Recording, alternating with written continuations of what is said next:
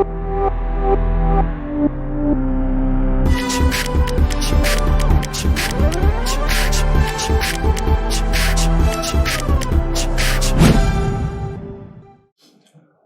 students, welcome back. Let's continue with straight line.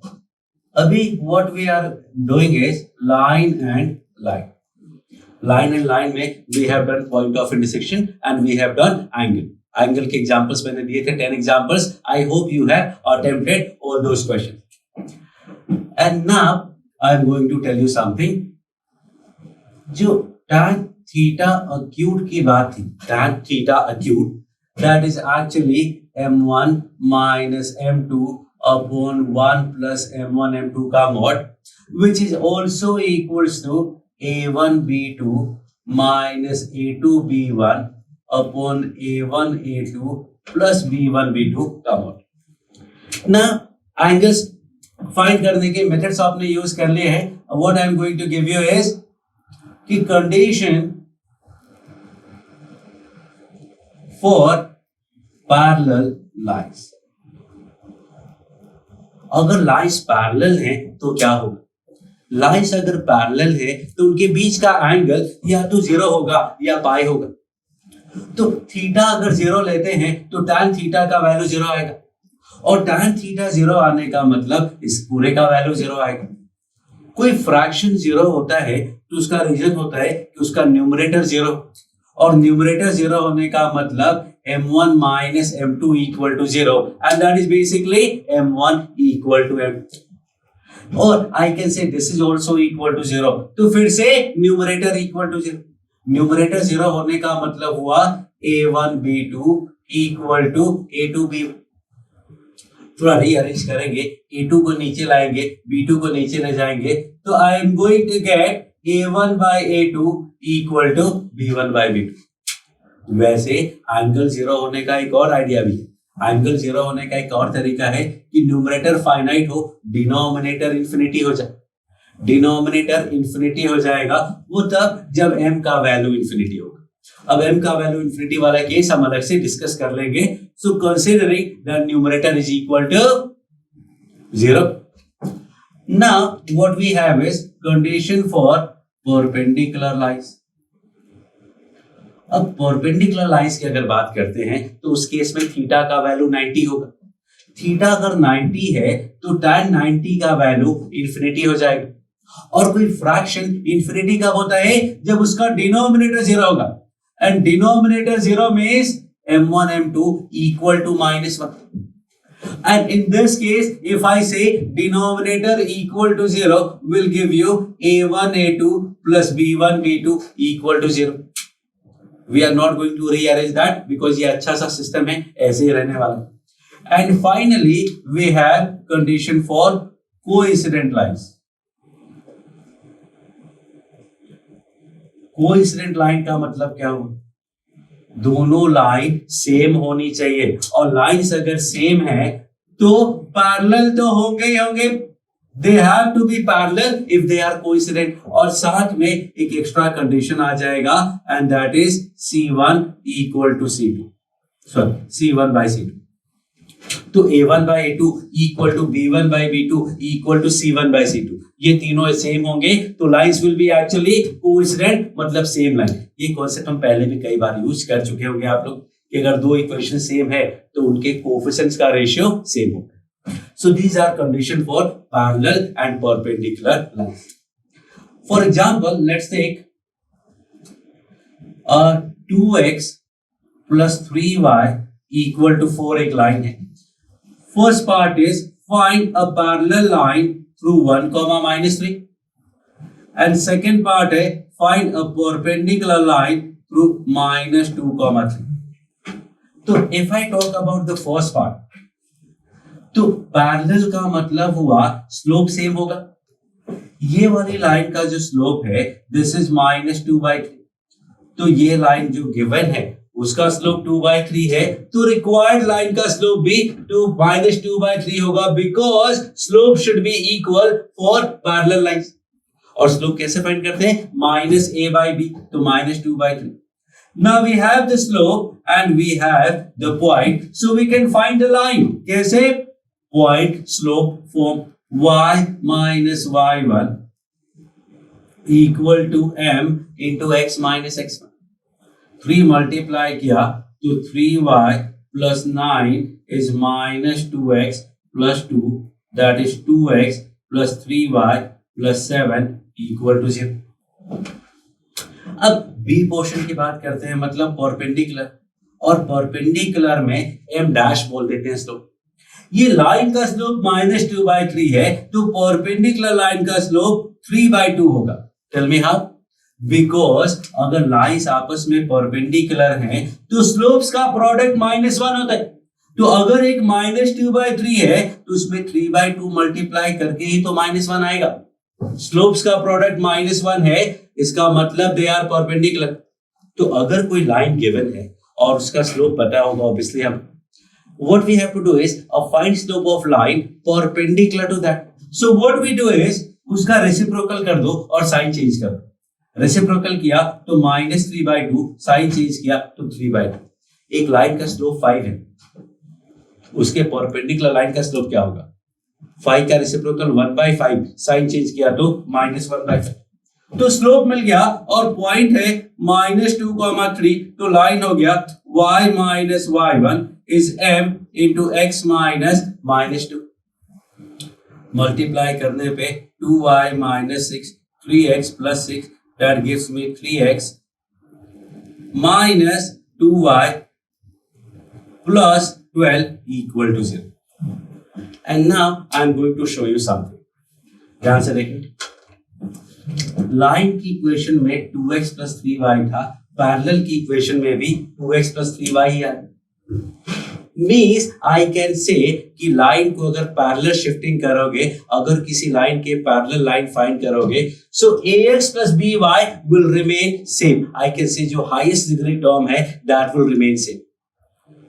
मतलब if I से कि ax plus by plus c equal to 0, इसके parallel line का equation find करेंगे तो ax plus by will be same, only constant c will change to some other constant, say lambda. Perpendicular में देखो क्या हो रहा है, ये 2 3 था, ये 3 2 है, मतलब इंटरचेंज हो गया और साथ में साइन भी चेंज हुआ है.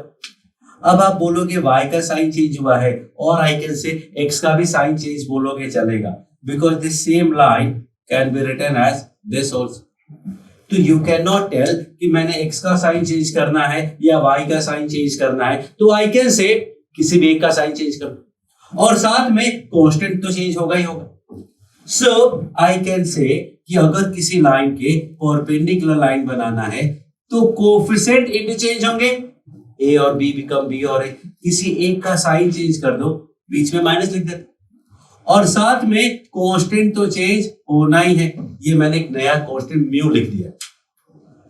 सो this you need to remember कि अगर किसी लाइन के पैरेलल लाइन फाइंड करनी है तो सिर्फ कांस्टेंट टर्म चेंज होगा, और अगर परपेंडिकुलर फाइंड करनी है तो x और y के कोएफिशिएंट इंटरचेंज होंगे, किसी एक नंबर का साइन चेंज होगा और फिर कांस्टेंट तो चेंज होना ही है. पैरेलल में सिर्फ one change, lambda, that is constant. Perpendicular में 3 चेंजेस, पहले कोएफिशिएंट इंटरचेंज, किसी एक x y में किसी एक का sign change, and then constant will change. So this is how we are going to find the condition of parallel and perpendicular and coincident also. Okay. Now I'm going to give you some more examples. Y equal to 2x plus 3 and x equal to 3. You need to find angle between these two lines. तो angle अगर find करना है मुझे तो what I can do, इसका slope 2 है और इसका स्लोप इंफिनिटी है. तो एक स्लोप अगर 2 है और एक स्लोप इंफिनिटी है, so what I can do, I can find the tan theta acute equal to mod of m1 minus m2 upon 1 plus m1 m2. Now I am going to do something, watch closely. Infinity को 1/0 लिख सकते हैं. If you want, I can write it 2/0, 3/0, 4/0, जो भी आपका मन हो, you tell me, I will write that. But not going to make any difference. LCM लिया तो आया 2 into 0 minus 1/0 divide by 0 plus 2 into 1/0। Okay, now ये देखना 0 0 कैंसिल हो गया, बचा क्या 2 into something minus 1/0 plus 2 that is 2, so which is what 1/2, so I can say the angle is tan inverse 1/2, and that is perfectly right answer. This is perfectly right answer. हाँ, method no doubt गलत है, it doesn't look good, so never write this on your notebook. So if we are not supposed to write this method, then what are we going to do? We are going to find in another way. ध्यान से समझो, एक कोई line है, suppose x equal to 3 है और एक line y equal to 2x plus 3, कोई भी लाइन, सपोज ये m स्लोप का लाइन है और ये इनफाइनाइट स्लोप का लाइन है। m स्लोप का जो लाइन है, लेट मी से कि वो थीटा एंगल फॉर्म करता है। थीटा क्या हो जाएगा tan इनवर्स m, क्योंकि m क्या है tan थीटा। ये बताओ ये लाइन और दोनों लाइन के बीच का एंगल क्या है?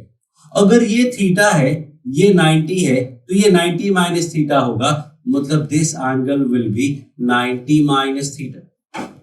तो angle between two lines is 90 minus theta. So I can say कि एक लाइन का स्लोप m है और एक लाइन का स्लोप इंफिनिटी है, तो इनके बीच का जो एंगल होगा वो होगा tan इनवर्स, बोलो 90 माइनस थीटा है, तो 90 माइनस थीटा का मतलब 90 माइनस tan इनवर्स m का mode. 90 minus theta, theta is tan inverse m, क्योंकि m क्या है tan थीटा ही तो है। So this is way to find angle between two lines, one of slope m and दूसरा slope infinity. इस case में देखोगे तो 90 माइनस tan इनवर्स मॉड है। अब 90 minus tan inverse theta cot inverse theta भी होता है। ये इनवर्स ट्रिग्नोमेट्री का कॉन्सेप्ट है, जब आप इनवर्स पढ़ेंगे तो आपको पता चलेगा, फिलहाल बस आप याद कर लो। Which is also equal to tan inverse 1 by mod। तो ये तीनों आंसर हो सकते हैं, कोई भी आंसर हो सकता है ऑप्शन में। In this case if I see, एक स्लोप इंफिनिटी है, एक 2 है, तो आंसर होगा 90 minus tan inverse 2। Answer will also be cot inverse 2। Answer will also be tan inverse 1/2। tan inverse 1/2 अभी आया था, कैलकुलेट किया था। तो अगर एक लाइन का स्लोप इंफिनिटी है और एक m है, तो angle will B tan inverse 1/m। ऐसे याद कर लो, ज्यादा अच्छा रहेगा। वो जो मेथड मैंने किया था that is okay, but to some level, but for you that is not true. अगर वो वाला मेथड कहीं कॉपी में गलती से लिख दिया तो इस क्वेश्चन के आंसर तो गलत होगा ही, मार्क्स कटेगा। इसके पहले भी 2-3 क्वेश्चन जो सही किए होंगे वो भी कट कर दिए जाएंगे। So you won't be able to justify your concept, so you use this concept, ना कि वो फॉर्मूला। वो जो फॉर्मूला है, ये फॉर्मूला रियल के लिए यूज क्या करो, फाइनाइट के लिए यूज क्या करो, इनफाइनाइट के लिए वी आर हैविंग दिस। अच्छा, ये तो एक फाइनाइट एक इंफिनिटी का हुआ, अगर दोनों इंफिनिटी हो गए तो कुछ करना ही नहीं है। दोनों इंफिनिटी है मतलब दोनों इक्वल है, और स्लोप इक्वल है मतलब एंगल 0 डिग्री, पाई डिग्री, जो भी आपको बोलना है। स्लोप अगर इक्वल है तो लाइंस पैरेलल होते हैं, और पैरेलल का मतलब सिंपल, पैरेलल का मतलब उनके बीच का एंगल 0 हो जाएगा, m1 इक्वल टू m2 हो जाएगा। So that is the idea of line and line, उनके बीच का एंगल, और पैरेलल और परपेंडिकुलर का condition. Now I am going to solve some question. So now we are going to solve some questions. Let's say find a line parallel to 2x minus 3y plus 1 equal to 0, bisecting line segment joining 1, 2 and 2, minus 3. 1, 2 and 2, minus 3. So the idea is कि एक line है वो इसके parallel है, और अगर parallel है तो line will be 2x minus 3y will be same, सिर्फ लैम्डा आ जाएगा, which is bisecting the line segment joining this, मतलब इसके मिड पॉइंट से पास होगा। और मिड पॉइंट का मतलब क्या हुआ? Mid point is x1 plus x2 by 2 and y1 plus y2 by 2, ये पॉइंट से पास करा देते हैं। So what do I get? 2 into 3 by 2 minus 3 into 1 by 2 minus plus this. This gives me 3 plus 3 by 2 plus lambda equal to 0. Lambda comes out to be minus 9 by 2. So finally the answer will be 2x minus 3y equal to 9 by 2. Or if you want, you can also write 4x minus 6y equal to 9. That is the line. Question number 2 में find perpendicular line through 2, minus 1. Same line के perpendicular line find करें। Perpendicular है तो let's interchange a and b. Let's interchange a and b, that is minus 3x plus 2y. ये हमने सिर्फ coefficient interchange किए, 2 और minus 3 था, अब minus 3 और 2 हो गया। किसी एक का साइन चेंज करना है, माइनस वाले को प्लस बनाना ज़्यादा अच्छा होगा, इसको माइनस बनाते तो भी चलता, बट दोनों माइनस किसको पसंद है, तो लेट्स डू इट, इसको से किसी भी एक का साइन चेंज कर सकते हैं। और constant let's call it mu. Now it is passing through 2, minus 1. So put करेंगे तो 6 minus 2 equal to mu equal to 4. So answer will be 3x plus 2y equal to 4. So that is 2 examples of this particular case, parallel line and perpendicular line. बहुत ही simple सा concept है, nothing special about it, and that's it. Thank you.